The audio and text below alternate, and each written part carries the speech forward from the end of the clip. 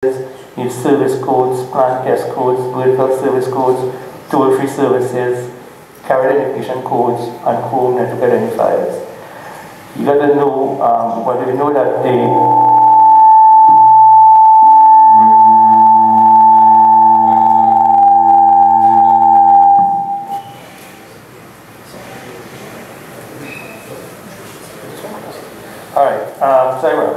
the carrier identification codes are obtained from the number, and the home network identifier codes are obtained from Telcordia. So you just need to keep those in mind.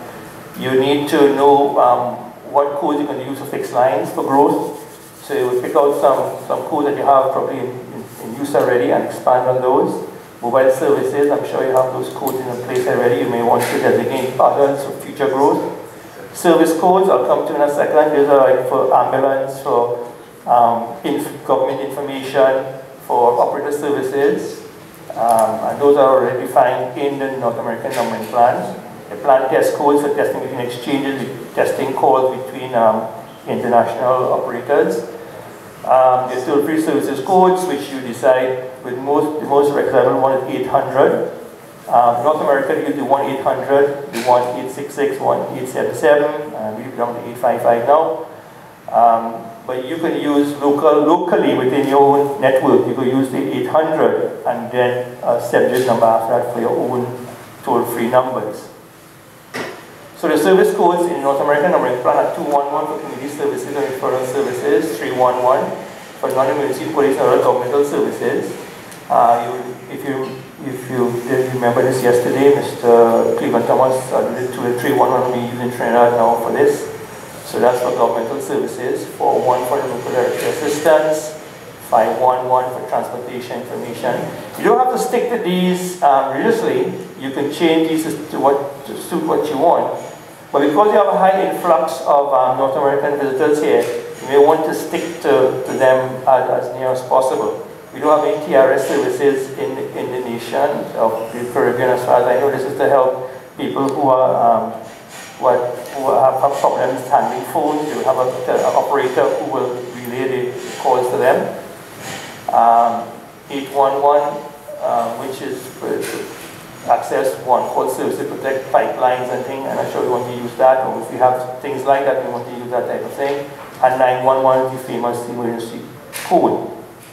So again, these are given, and if you have North American type exchanges in St. Martin, you will find these already prefixed in them already. The home network identifier is used for mobile services and particularly for roaming. It's based on the ITU-T recommendation E.212, and the mobile country code, which the MCC, is assigned by the ITU Standards Bureau, Technical Standards Bureau, TSB, and enables mobile carriers to identify when their subscribers are roaming. So whenever you're roaming, that code is picked up by the visited network, and they would know exactly who you are, where you came from, and they would send back a signal to their home network. So if anybody calls you at home, it will know where to route that call to. That's why you can get a call in a visited network. It consists of 15 numbers. The first 3 digits are the mobile country code, and for those who know what the resident entity's country code is, it's 362. Right behind it. The mobile network code is something that's dealt with internally. It's normally 3 digits. So you can make your first let's say 100, 102, 104, 110. You can make it whatever you wish. It's entirely up to you what you want. The 3-digit code, and then the mobile subscriber identification number, the MSIN, is 9 digits, which is normally assigned by the operator. So this is something to look at to get your own MCC code from the ITU. The vertical services code, they are assigned for various services you want on your network, and usually on a touch-tone phone. They also have it for rotary phones. These are what you have in this nation.